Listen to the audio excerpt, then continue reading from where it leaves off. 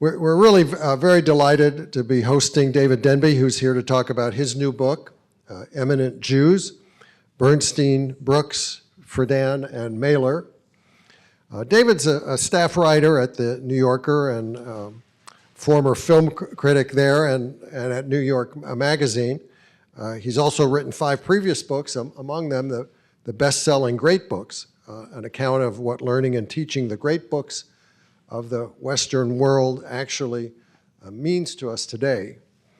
In his new book, David celebrates the cultural achievement of American Jews in the second half of the 20th century by profiling 4 of the most famous of them: Leonard Bernstein, Mel Brooks, Betty Friedan, and Norman Mailer. These 4 worked in different fields and barely knew each other, but they shared an historical moment and a common temperament, what David calls a bounding, unapologetic egotism. Such brashness contrasted with the reticence and discretion observed by many earlier Jews who'd been fearful of arousing anti-Semitism, but a more tolerant social climate after World War II ushered in an era of relative safety and opportunity for achievement for Jews, and David's 4 subjects took full advantage of the shift. Although these 4 hardly were alone among a generation of laudable Jewish intellectuals and entertainers, David's focus on them works well not only in crafting a captivating and entertaining book, but also in making his larger point about how Jews shaped post-war American culture. And given the renewed rise of anti-Semitism today, David suggests one of the lessons to be learned from the assertive, oversized personalities of his chosen 4 is to avoid shrinking back into fear and silence. As David quotes Mailer telling his sister, "Act stronger than you feel, and you will soon feel as strong as you act." Now, in conversation with David will be Frank Foer, who, apart from being a longtime and very devoted patron of Politics and Prose, writes great articles for The Atlantic. He also writes books and has explored such subjects as Jewish athletes, soccer, big tech, and the first 2 years of the Biden presidency. But what makes him especially well-suited to moderate this evening's discussion is his piece for The Atlantic a year ago called "The Golden Age of American Jews is Ending," in which Frank argued that a resurgence of anti-Semitism on the right and the left now threatens to bring to a close the period of safety and prosperity for Jewish Americans that is the setting for David's book. So please join me in welcoming David Denby and Frank Foer.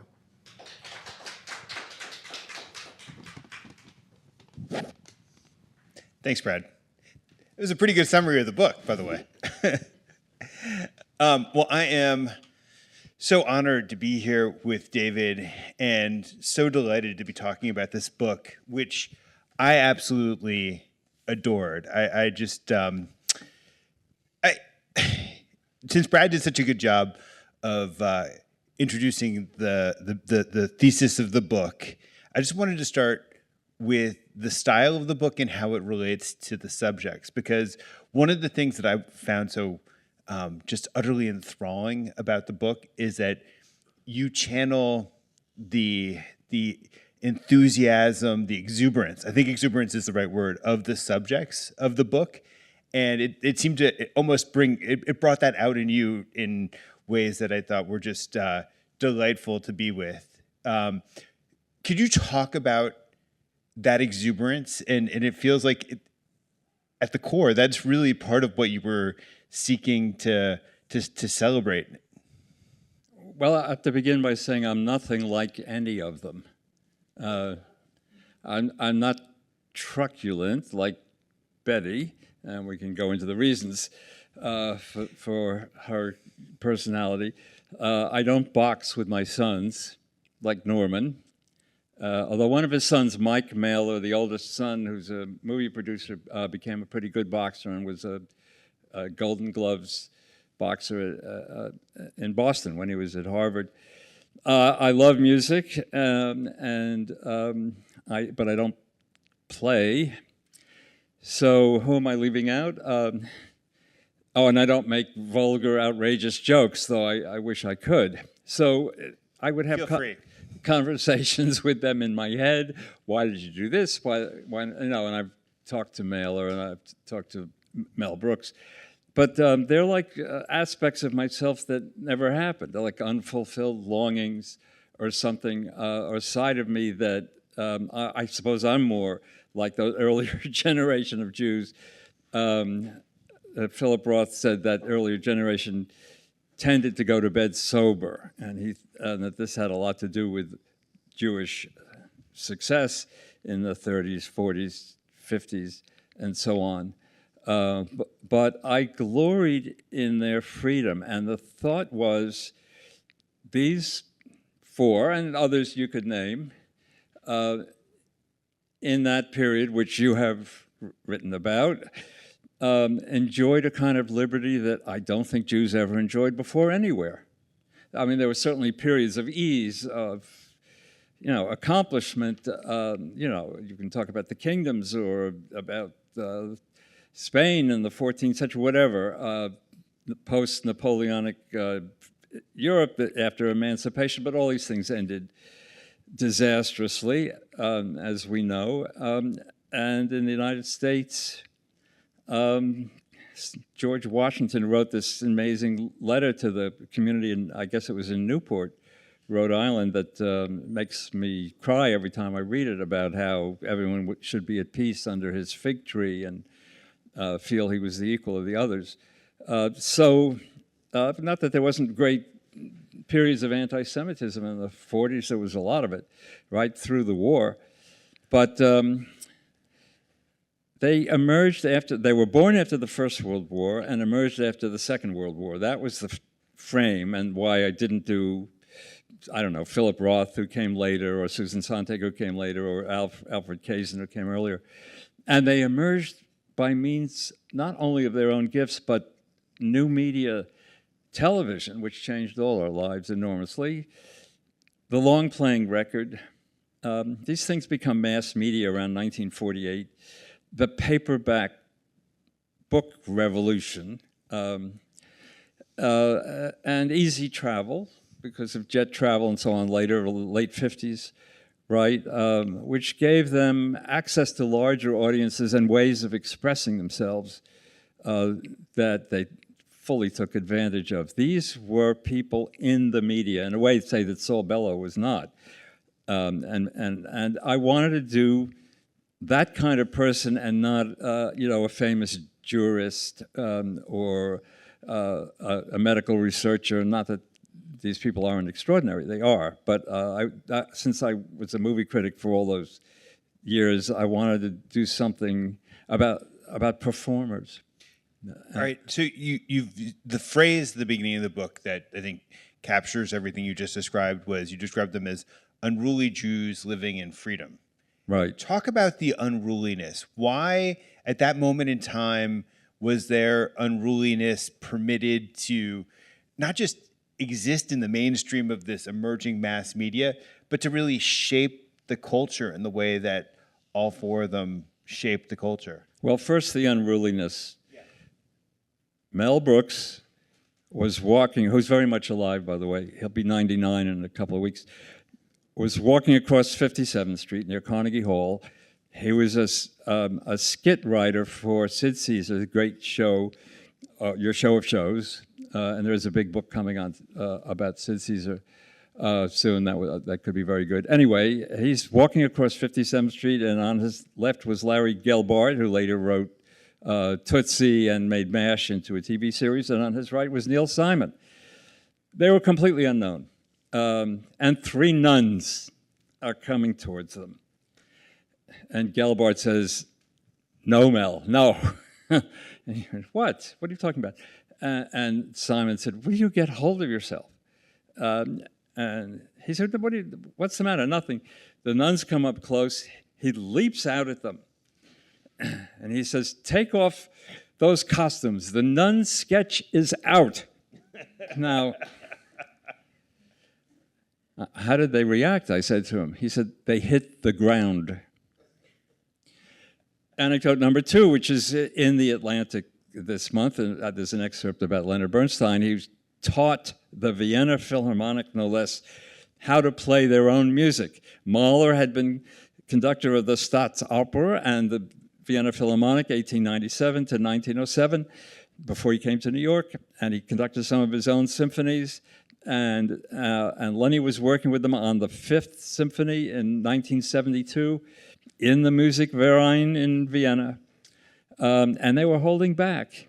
And of course, his music was banned once from the time of the Anschluss to 1945. But even after the war, there were a few things they played, but they didn't know those incredible, tangled, tormented later symphonies, and they were holding back, and he lost his temper, which he very rarely did. His way with orchestras was to cajole, to flatter, to make love, you know. So here was an American Jew raised in outside of Boston, in the suburbs of Boston, who was teaching the center of the classical tradition, Vienna, their own music.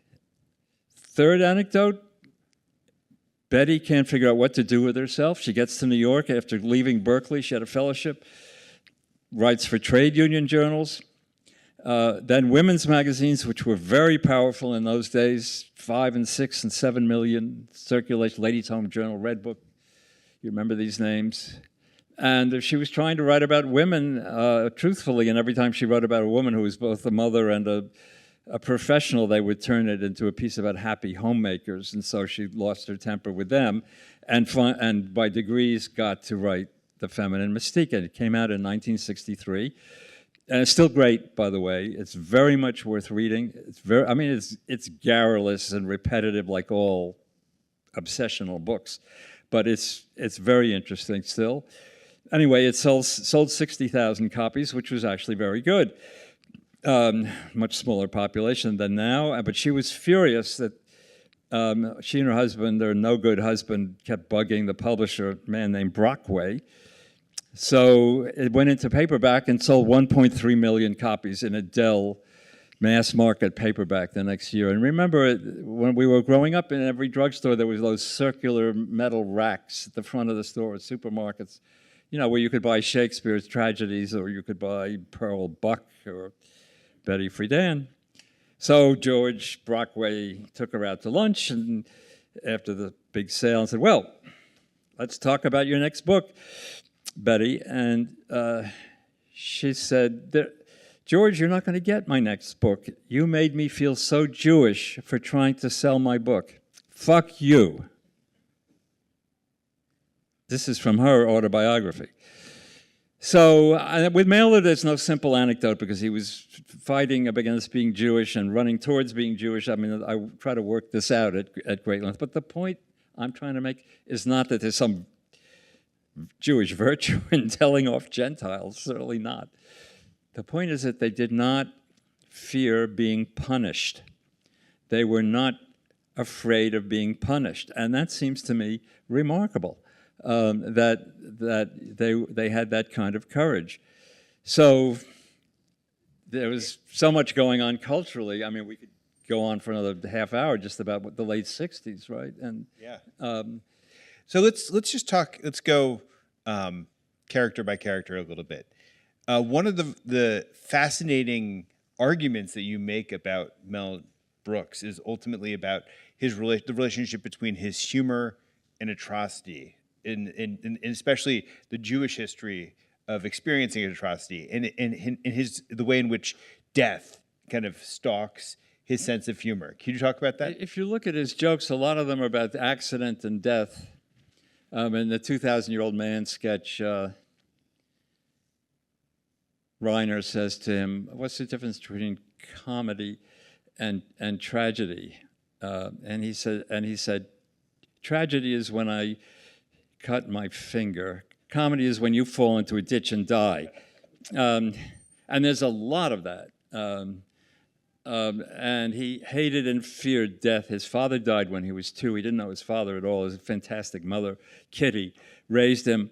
But from an early childhood death was his enemy more than anything. And when he was in World War II, he would see stacked up corpses. And it was after the Battle of the Bulge, he was in the army.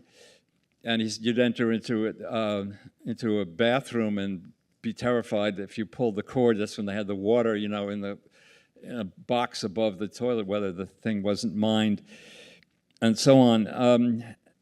And there are some very puzzling things. I mean, this is a great entertainer, of course, one of the greatest entertainers ever.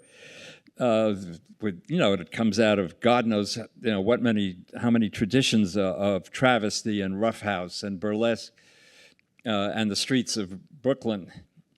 But if you remember in the producers, the number Springtime for Hitler, which has become a kind of universal joke. People sing it at dinner parties. It caused considerable shock in 1967. We weren't that far from the Holocaust. And so there were the 23 years, right? Yeah, there were the Nazi, and the Holocaust was just a phrase that Was just getting purchased, yeah. Was not used until around that time. And Nazi boys and girls in the SS, actually, in Nazi regalia, singing and dancing, and he's making fun of Broadway traditions. But the musical theater up till then had almost entirely the invention of Jews, except for classic case of Cole Porter. The audience in New York in the beginning of a run was often Jewish, and I can't help thinking he was turning the satire not only against Hitler but against the Jews in a way. And I held on to that thought, and I wondered at the time, and there was a lot of upset about that number, despite the fact that it became widely loved and everyone sings it all the time. In 1981, he makes History of the World Part 1. I panned it in New York Magazine. I now think I was a stiff. Yeah, you were. That's a I funny was. movie. Yes. Some of it is just bawdy historical episodes and the Louis XIV and so on at Versailles and ancient Rome. But there is this astounding thing called the Inquisition, another musical number in which Mel is Torquemada in a red cassock, and there's a chorus line of monks, and there are Jews strung up on the walls of this gloomy interior prison or castle, whatever it was. Nuns come out, nuns again, and take off their garments, and they have white bathing suits, and they're like bathing beauties, from an Esther Williams thing, and they pull the Jews down into the water, who are these guys in black and with big beards. What the hell? Or my favorite line, wouldn't you rather lose your skull cap than your skull? Oi, Gewalt. You want to do that again? That was pretty good. It's black comedy pushed as far as you could imagine. And so I put that together with Springtime for Hitler. Yes, he has to revive the Jew killers. Hitler, constantly making fun of Hitler, constantly, all the time, pulling out. He has a black comb in his back pocket, which he pulls out and puts, does his German gibberish thing. Hitler on ice. Hitler on ice, yeah. Hitler's figure skating. Yes, and he made Hitler jokes when he was 17 in the Catskills, and people said that was not in good taste, and he said, I don't give a shit about good taste. But I mean, so I think, I asked him, and he finally, popular artists in America are terrified of making any kind of pretentious statement for themselves, or even a serious, like John Ford, who made all kinds of great movies, showed up at some event in the late 40s that all the directors were there, and he said, I'm John Ford, I make Westerns. So Mel said, I'm an entertainer. A good one, mind you, but I said to him, weren't you saying to the Jews something like, you're alive, get over it? And he finally said, yes, that was it. Although I don't want to put words in his mouth, I'm not sure he'd say that after October 7th. But this was a couple of years ago. and 3 or 4 years ago. So there is that element in Could you him. unpack that last sentiment, because it does seem like a powerful one, and it's something you make a lot of in the book. You're alive. You're doing well. These people, I'm going to revive them and kill them over and over again as a way of expelling your grief by turning it into humor. Of course, it's not having any actual effect. I mean, Charlie Chaplin, right, made The Great Dictator in 1940, in the early part of the war, but you can affect not the crime, but the way people deal with the crime. Because you've been privileged enough to have conversations with Mel Brooks, and I think anybody who's watched a Mel Brooks movie would love nothing more than to spend time kibitzing with him. What's it like talking with him? He's very direct, very precise. He's very, very smart. He's read a lot. He never went to school. Russian literature. Russian literature. That came. He was a very turbulent young man. He got married too early. He had 3 children. He was a terrible husband. This was before Anne bankrupt. And he would roam around the village at night, dropping in clubs, and come home at 2 in the morning and fall asleep on the couch with the television on, and then show up at the writer's room the next day with coffee and arugula, 2 hours late, and jump up on a table. And there was one of the writers, Mel Tolkien, who was from European and was a sort of older, cultivated figure, advised him, A, get into psychoanalysis, which everyone did in the 50s, and B, read the Russians. And it's Gogol in particular that matters to him, who wrote The Overcoat and The Nose, and has a kind of fantastical element in him and a kind of derisive attitude towards authority, which Mel said to me, read Gogol. He said this to me twice. Anyway, to talk to him in person or on the phone, he's very concise, because he said, we had only 3 minutes out there when you were a kid, so, and yet at the same time, he said, amateur comics rush to the punchline. And he grew up listening on the radio to Eddie Cantor, Fred Allen. These were, comic heroes of the 30s. And he said, notice that sometimes it's off the beat. There's a delay. So on the one hand, he said he has to be very concise. On the other hand, he learned how to turn it into music. All great comedy is essentially musical, and in some way or other. If you don't have that rhythm, there's not a single rhythm. There are all kinds of rhythms. You're not going to be a good comic.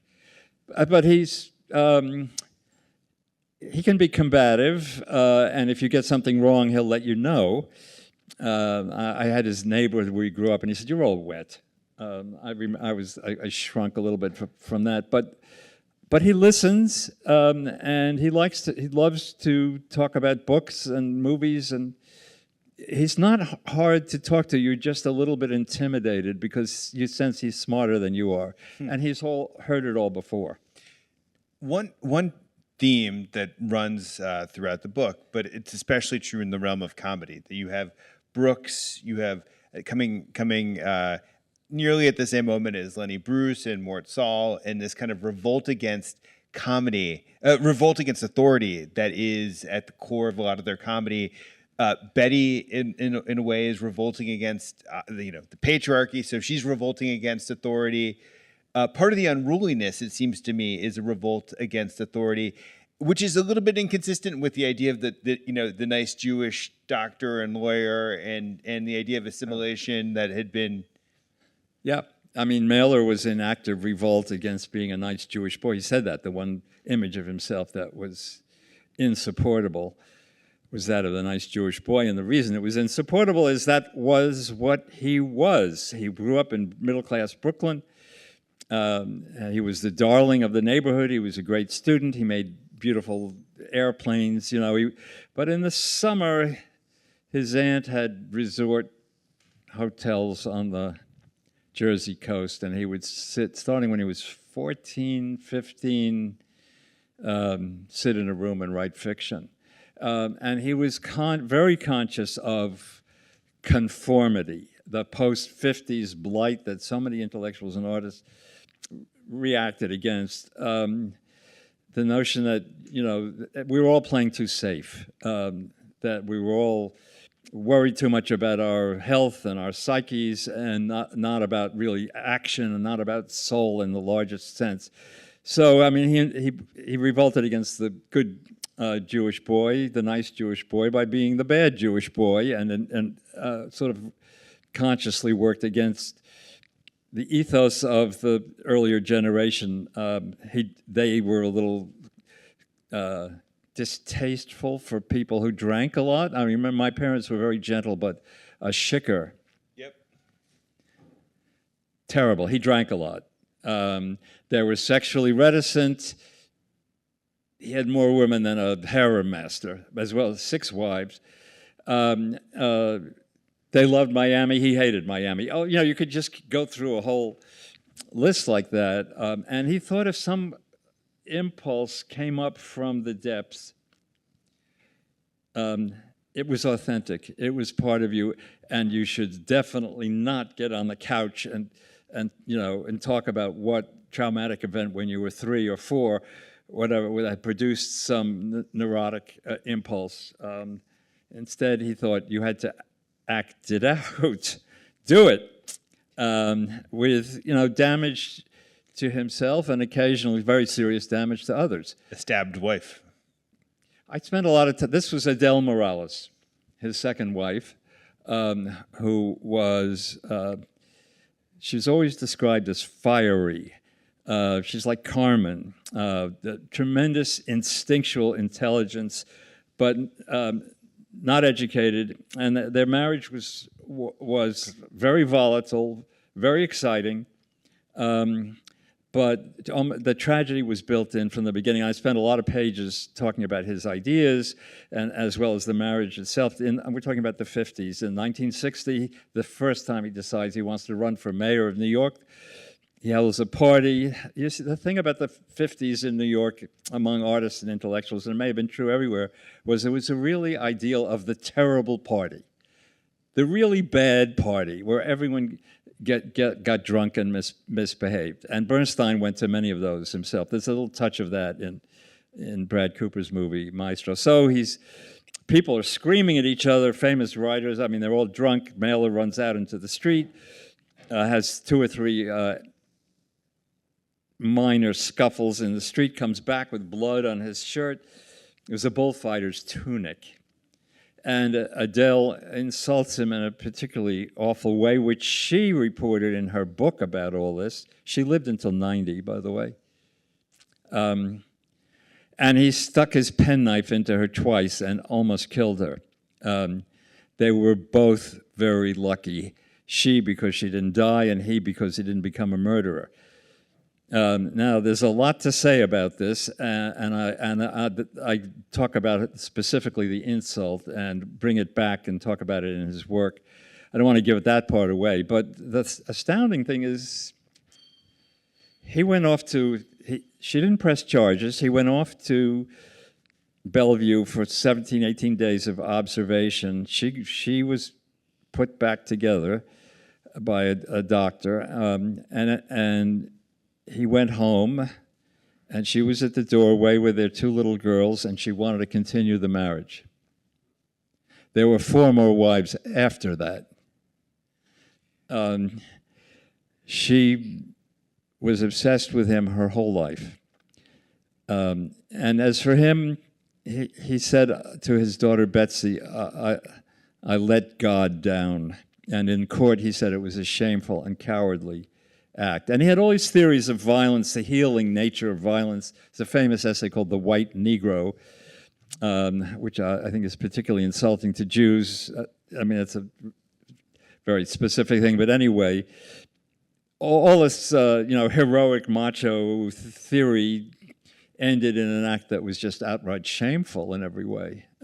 So well, when you were, just to stay with Mailer for a beat, I mean, one of the things that I think, to get a little bit meta about the book, is that you're practicing a form of criticism, I think, in as you write about each of these characters that I think to some extent is a commentary on criticism as it's practiced writ large. And so when you write about Mailer, Mailer is unmistakably chauvinistic, right? And in fact, there's a famous town hall where he basically defends male chauvinism, more or less, right?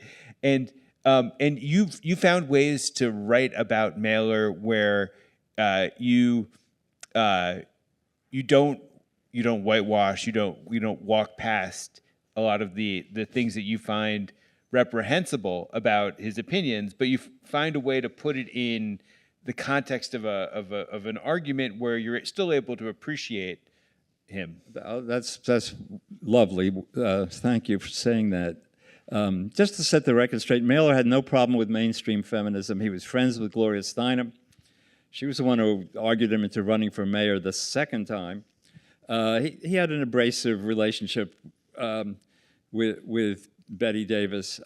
Interesting slip with Betty. But he believed in equal pay for equal work, and he a little grudgingly, but took up the cause of abortion rights. It was the radicals who drove him nuts, and he wrote, this was the heroic period of journalism in which Harper's, under Willie Morris, published these fantastically long pieces, most of Armies of the Night, and the Mailer text in relation to radical feminism was called Prisoner of Sex, and it was in 1970, and it was a whole issue, and the editors got pushed out thereafter. I would describe it, I think I did describe it, as a rhetorical masterpiece and a moral disaster. Why? Because he thought sex should be up from the earth. It should be, literally the earth should move. It had to be tumultuous. It had to be defining. You became a better person or you sunk back into nullity. He was. People have always said D.H. Lawrence was a Puritan because he had a very narrow notion of what sex should be. In that way, I mean Mailer too. Anyway, what Frank was talking about was the film Town Bloody Hall that was made at this event in Town Hall in New York, and there were famous feminists there, including Germaine Greer, who was a very good writer, and he considered a kind of ally. And it turned into a very nerve-wracking event with Mailer answering taunts from the audience, and people were coming on to him, and he was shouting back at them. And he finally said, "Okay, I will lay my little Jewish dick on this table here, and you can come up and laugh at it." And he paused and pointed. He said, "But it's a dildo. It's not the real one." So, I mean, he was like taking them on, teasing them, appeasing them, and so on. And what no one remembers about the book, well, almost no one has read it, is at the end he gives up and says, "You win, I lose." The last paragraph, he says, "Do it. Go to the moon. Live with the kind of ravages of the male ego. Do it. Do it. Just don't give up my idea of conception, which was, without any technology at all, including birth control." And the thing, of course, that's ridiculous about that is that, a guy may have good sex or bad sex, but a woman is left with a lot of diapers to buy. So, I mean, that's why I say it's morally disastrous. And there were probably illegitimate children, as well as the real ones.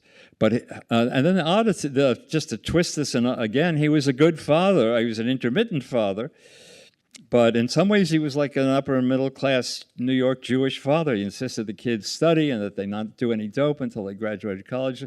They all went to very good schools, 9 of them.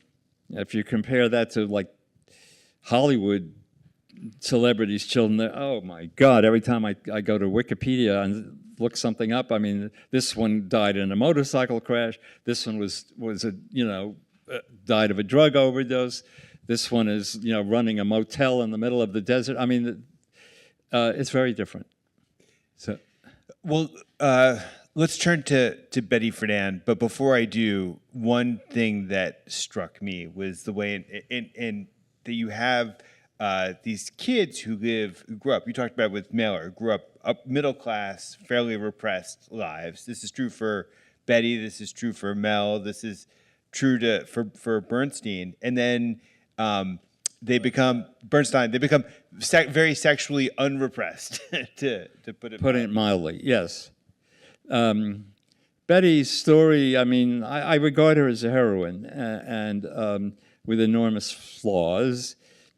She was a plain girl from Peoria, Illinois, southwest of Chicago. It had about 100,000 people.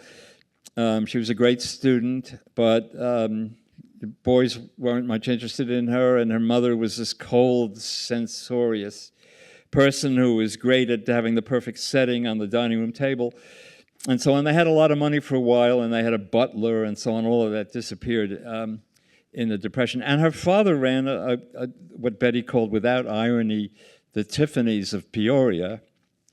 So, okay, certain middle-class comfort, but it was an anti-Semitic town, and she didn't get into the sorority. When she was like 15 or 16, you could say, so what, you know. But it was very important to her. Apparently, her father's friends, business friends, refused to talk to him after 6 o'clock, only during business hours. She goes to Smith. She's a great student. She gets into Berkeley, and on a fellowship, which was rare for women. She was in psychology and comes to New York and works for trade union papers until she figures out what it is she wants to do, and made an early marriage, which was happy at first and then became a disaster that she couldn't give up on. Her husband was resentful as hell, and they'd go to parties and he'd say, I'm married to the bitch. That they would argue on. I've talked to people who heard them arguing on the streets, and they began hitting each other. So the most famous feminist in the country was in a mutually abusive marriage, and psychologically it's very complicated, and she tries to unravel it and doesn't quite. I mean, it's like something out of Tennessee Williams or an Ingmar Bergman movie from 1962, and she admits a kind of partial complicity in this fighting, which, I mean, you could say it's a kind of, you know, dangerous sexual excitement. I mean, I think it worked that way. They gave each other the room to behave badly. Let's put it that way. But, I mean, there's a lot that's crazy there, and that cut her off from other people. She hated lesbians. And that was one reason she lost her authority within the movement. I mean, just in political terms, it's nuts because they were obviously a major part of feminism. But there was something more there. There was some kind of, I think it may be partly the Jewish notion that women must marry and bear children. And she didn't want to hear about, you know, in vitro or anything like that. She changed at the very end of her life. But there was a kind of notion that she had to dominate every meeting, and she misunderstood the atmosphere of the time. I mean, yes, I mean, you know, there was changes in the law, and there were changes but there was, by the late 60s, there was an efflorescence of feminist activity in all sorts of ways. Journals, bookstores, plays, you know, collectives, abortions performed before they were legal, all sorts of things like that. And she just thought the movement had to have one central leader led by her, in which she was the leader.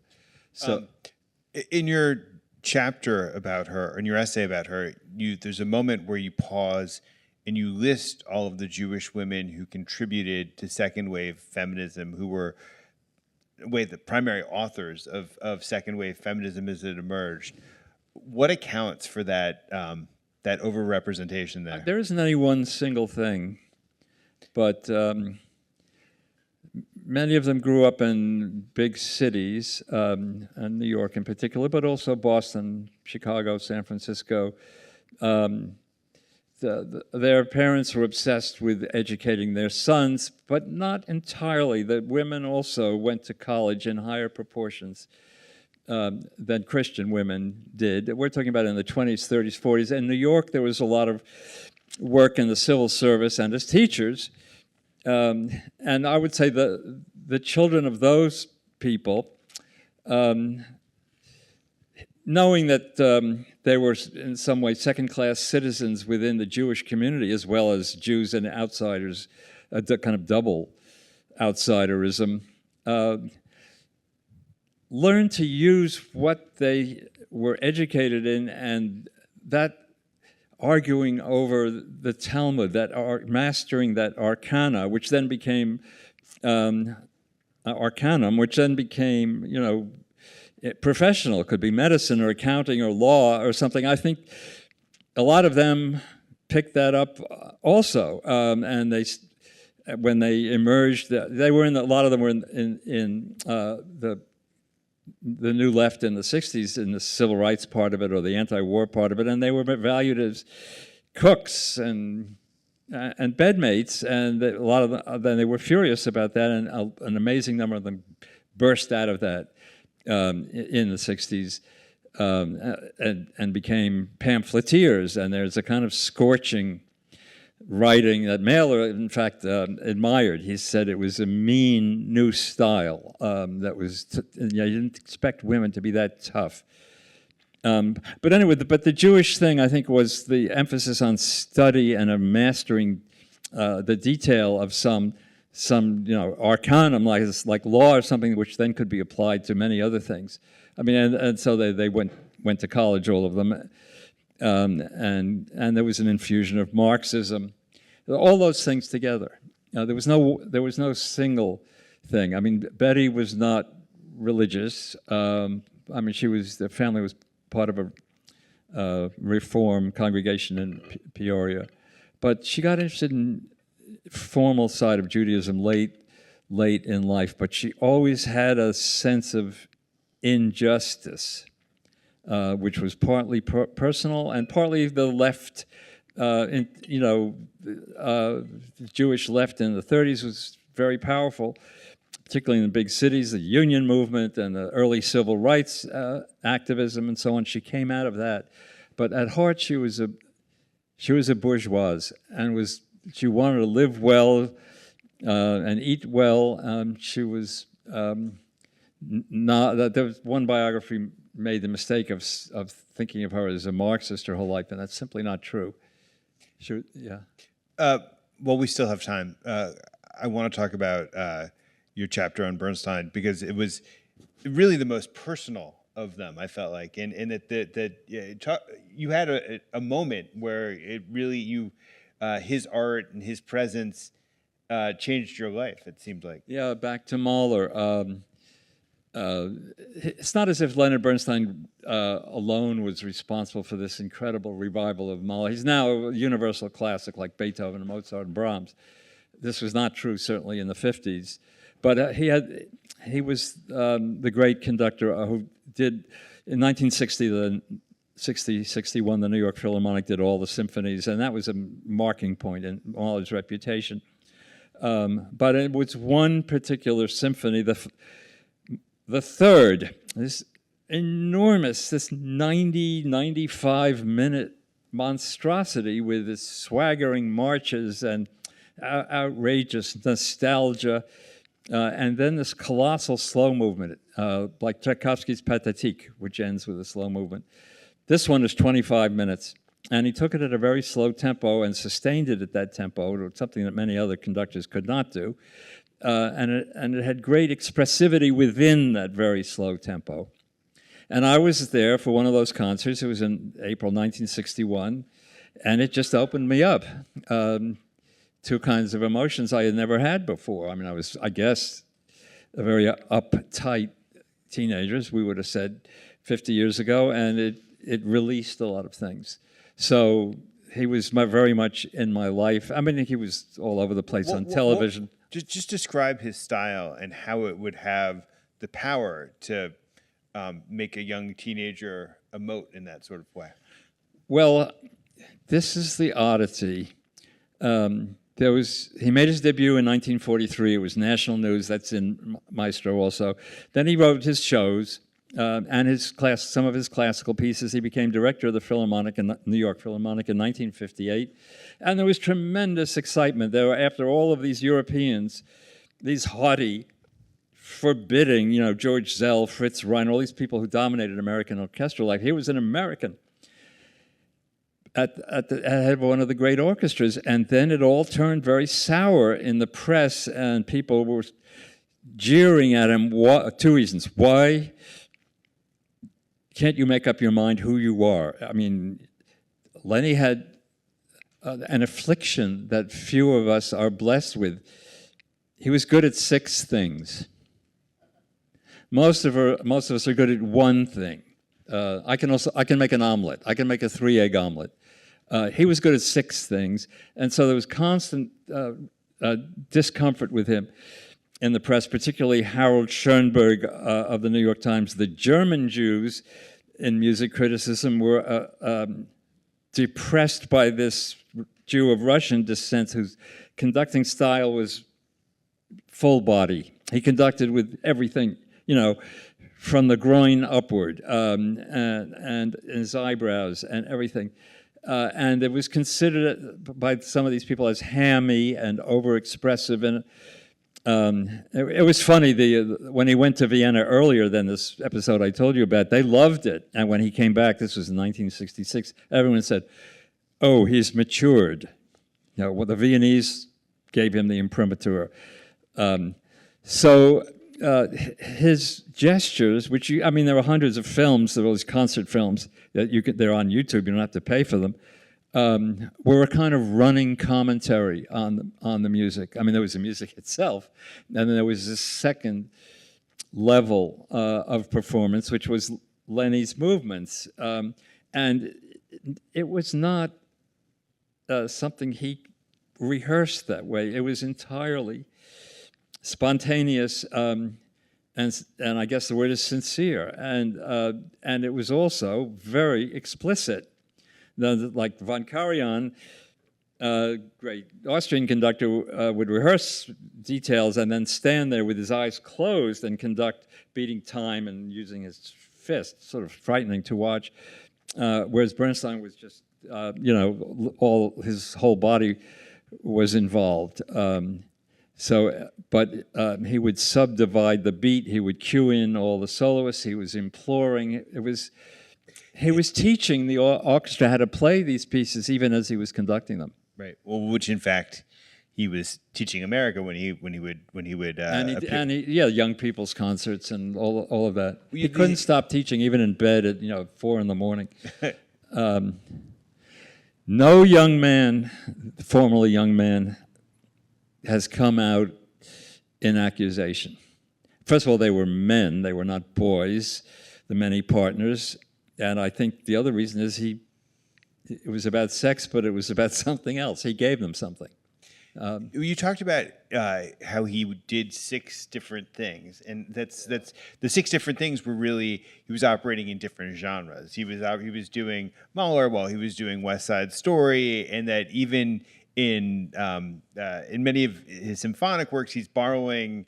And he's trying to create what he and Aaron Copland did. And really, he wrote a dissertation about this at Harvard as a young man. It was about how American music is this hybridization, this melting pot, right, in a way.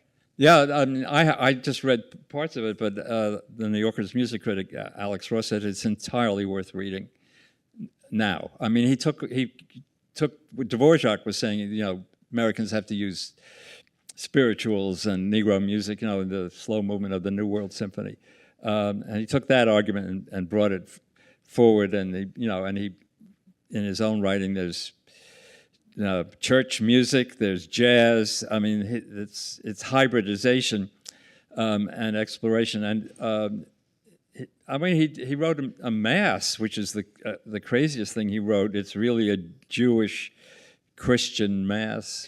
I was thinking about this in light of the golden age of American Jews, where the ideas about cultural pluralism, I think, were so essential to Jews entering the mainstream of American culture. And your book itself is really, in a way, a description of this moment where your eminent Jews are able to be truly themselves, truly at home in America, and that can only exist in a world that celebrates cultural pluralism in that sort of explicit way. Yeah, that's extraordinarily well said.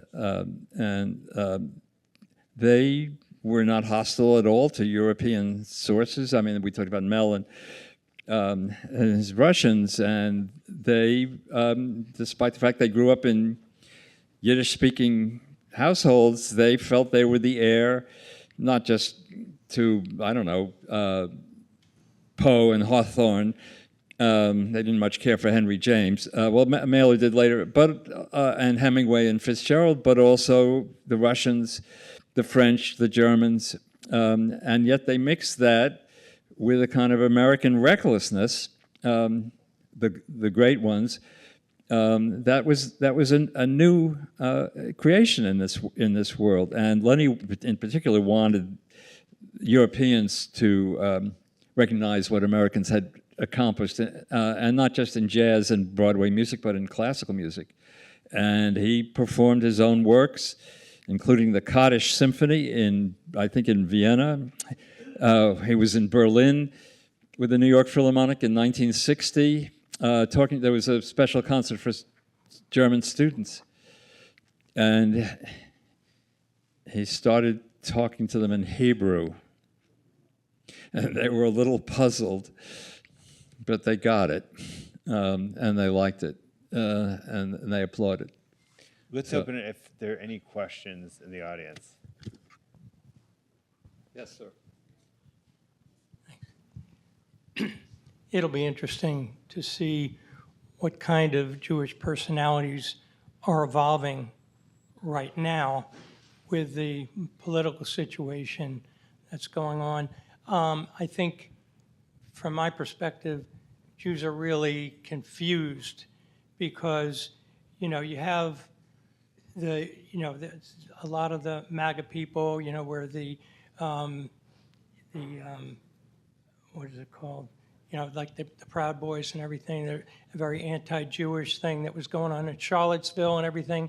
And they support Trump, and yet Trump is saying that he is having a problem with Columbia and other universities because they didn't protect the Jews from the protesters. You think he's sincere? What's that? You think he's sincere when he says he wants to protect the No, Jews? not at all. And Okay. I think Netanyahu is he's gonna learn pretty quickly that he thinks he's his friend. I don't think he is his friend. But you've got a lot of the Orthodox Jews that supported Trump because they were one-issue voters, and he moved the embassy to Jerusalem, Right. and that was all it took. And so they're very supportive of him, and it's like all over the place. It is all over the place, and I think the main reason Trump is allegedly catering to the Jews is because the evangelicals want the Jews to stay put for the rapture. The rapture? Yeah. And sometime in the future, and the Jews everything will be settled, the Jews will go to hell, and everyone else will go to heaven. No, it's completely insincere and opportunistic, and I don't like it at all. We were talking about this beforehand because he's using this alleged outrage over the anti-Semitic outbursts at some colleges and universities as a way of bringing liberal culture to its knees. And yet, that's what he really wants to do. Also anti-Semitic, well, not anti-Semitic, but they're supportive of Hamas and, or let's say, Gaza, because the fact that it's a tough problem for Jews. I mean, just for myself, I'm a secular Jew, and I think Israel has every right to exist, and not only because of the historical meaning of Israel, but also because of the incredible country that was built post 1948, and I admit to being nostalgic for the pre-Netanyahu Israel. I'm sending money to the Democracy Party in Israel, which is what's left of the liberal opposition. So I'm split, like many people. There's a book by Peter Beinart. Have you written about it? No. Peter Beinart is a powerful religious and moral thinker, but he's not a political thinker. And what he's saying is the American Jews have to stop using the Holocaust as a shield or as a weapon or whatever, and embrace the bad things that Israel has done. Essentially, I think he wants to separate American Jews from Israel, whereas I feel closer than ever in Israel's time of sin, if that's what it is. But he doesn't have a political idea in his head about how to get out of this mess. And I mean, it's a kind of moral and religious argument, and he's eloquent. But it's a very tough time.